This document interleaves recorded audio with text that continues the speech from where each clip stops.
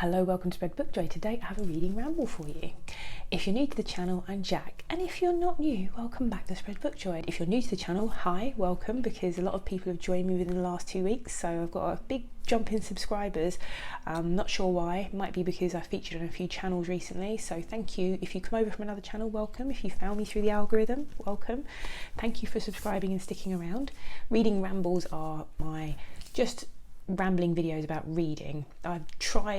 In the past year, tried not to put sort of time boundaries around my content creation, around my reading.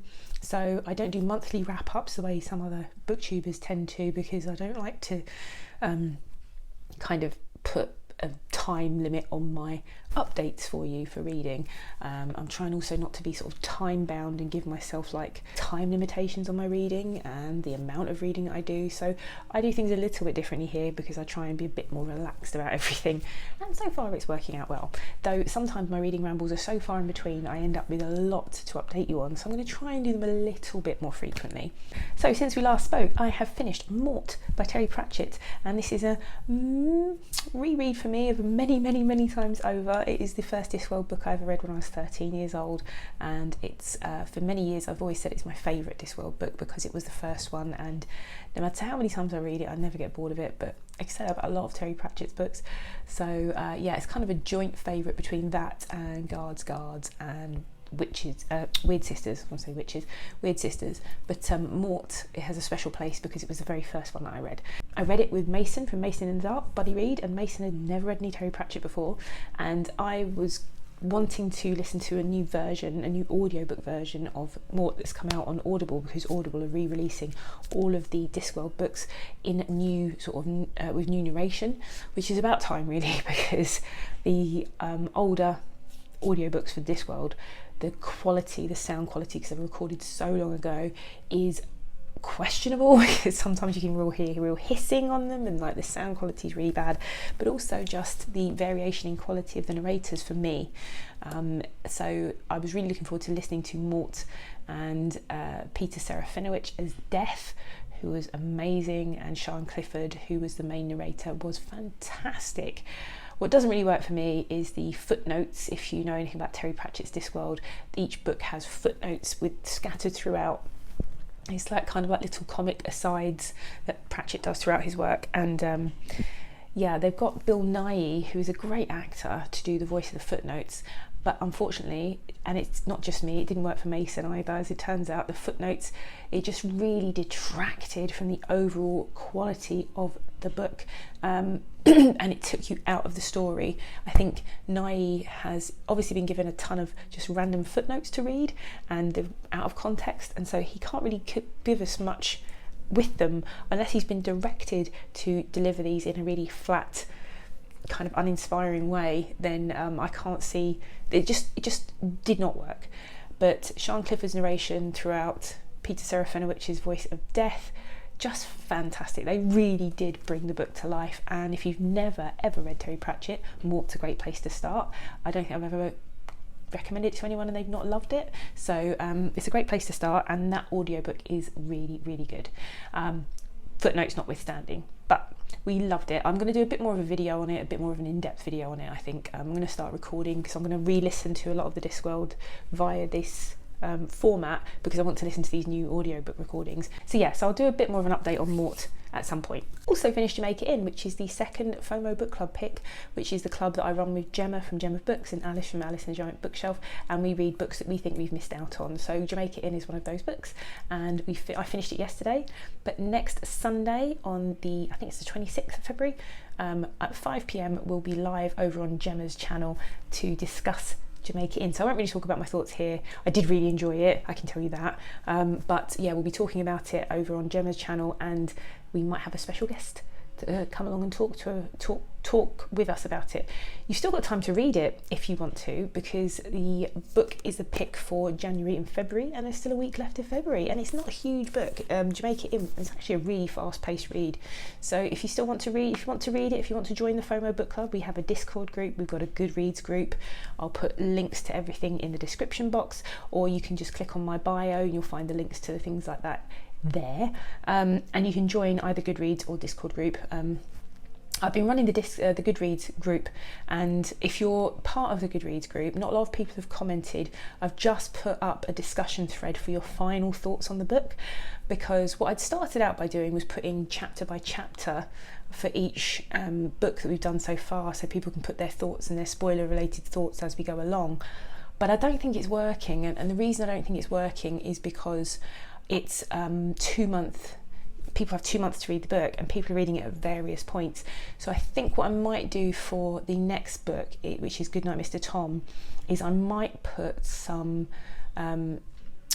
just final thoughts on the book as a discussion, because I think Goodreads, you can't hide spoilers, so it's not like Discord where you can hide your spoilery thoughts and you just have this ongoing discussion throughout where you have these spoilery thoughts. But what I think I might do is leave Goodreads discussion group up as a final place to put our thoughts, because I did it chapter by chapter, because when I've done read-alongs for people and I've run it through Goodreads, we had so many chapters per day, but this is a 2 month stretch where people can read it as casually at any time as they want, so it doesn't quite work.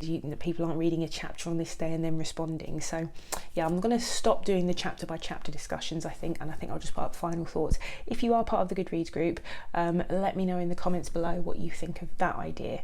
So, and go over and put your final thoughts on the group discussion, because we might like to read some of them out actually. So yes, so that's next Sunday at 5 p.m, and like I said, if you've not taken part in this and you'd like to, there's still a week to read the book, so maybe see if you can get it out of the library or get yourself a copy. It was really, really good. I also just finished a book that I've been listening to for months, and it wasn't on Goodreads, so I hadn't had it on my currently reading, but it's finally gone on Goodreads, so I put it out there because it was quite a new release when I started it, and it's by a guy called Chris Bailey. The book is called How to Calm Your Mind, and it's about productivity and anxiety, and it's quite timely for me actually, because I like to be productive. I love books on productivity, I love books on focus and habit formation and things like that.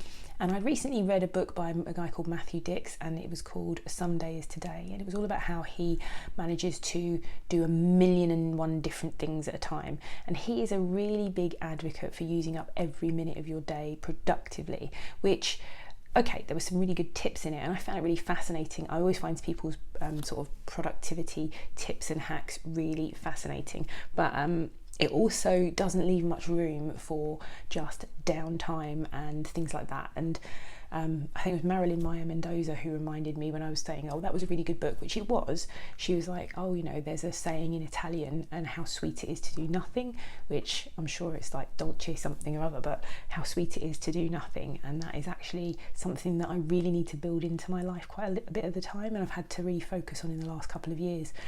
So whilst I love books on productivity and everything else, you've got to kind of have time to do nothing in your life as well, and time for slowing down and calm. And Chris Bailey's book came at a really good time. After reading that Some Day is Today, I saw it was being released, and I'd read his previous book, one of his previous books called Hyperfocus, which was all around when you are doing some focused work, how to be at your most effective during that time, and how long you can really concentrate for, and all of those kinds of things, which is really useful. But he experienced burnout, and he's a productivity focused kind of like person. That's what he writes his books about.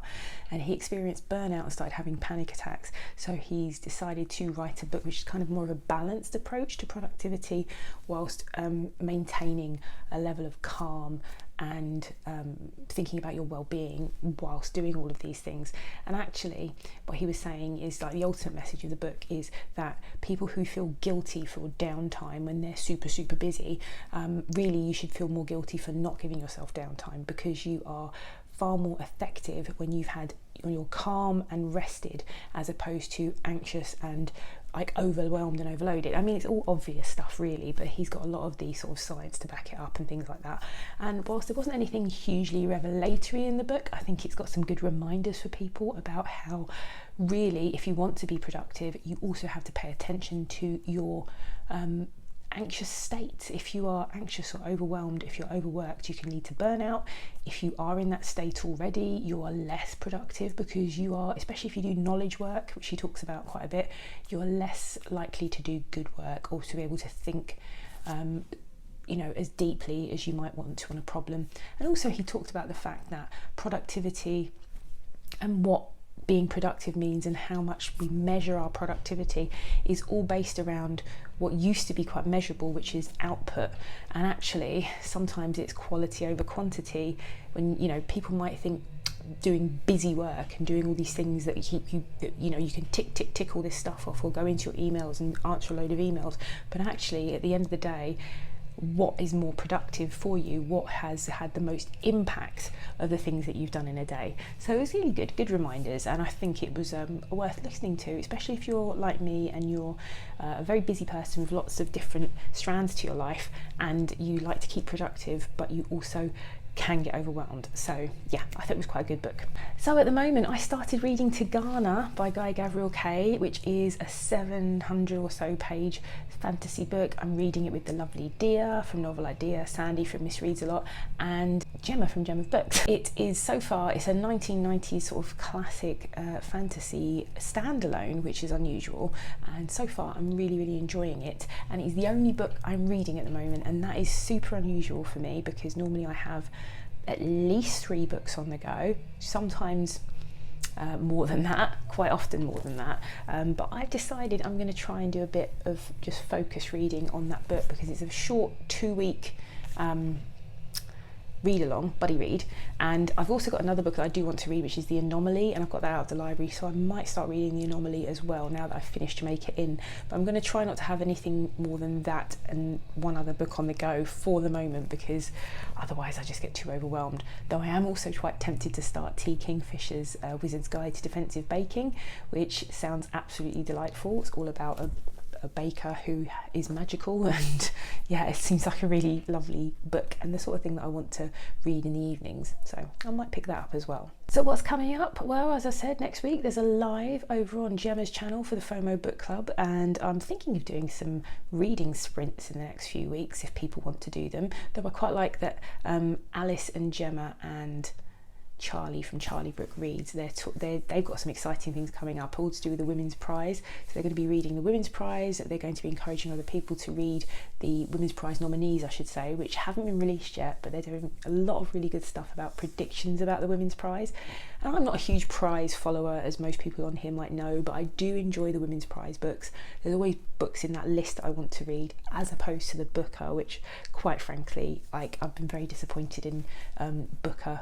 Well, aside from Shuggy Bane, which I finally read this year, but that was like a few years ago that won the Booker. But yeah, I'm usually quite disappointed in books on the Booker. They don't sound that interesting to me a lot of the time. So they're going to be doing that, and they've decided they're going to do some, not reading sprints, but they're going to do reading plod-alongs. So it's not about racing through the books, it's about like joining, chatting about what they're reading, and you can just come along and bring what you're reading and plod along reading with them. So I quite like that phrase, a reading plod along.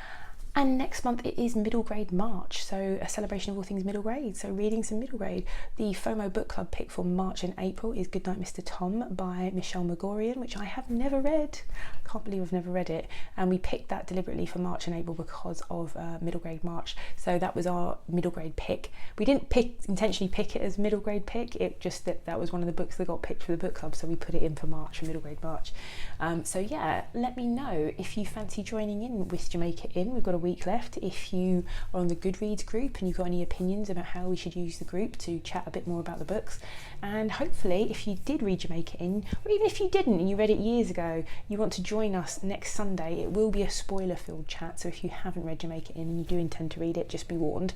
But yeah, hopefully we'll see you there. Just to let you know, I had quite a few people interested in me doing more on reading and identity and children's reading after my reading ramble last week, where I talked about my work to do with, just briefly, my thoughts on that and the work that I do. So just to let you know, I will be doing some content on that going forward.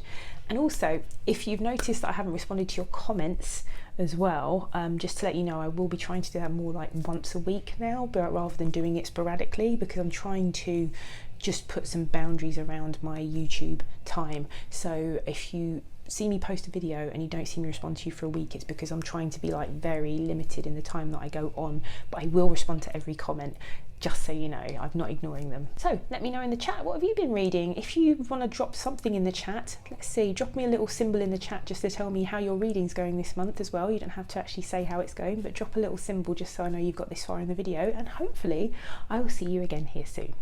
Bye!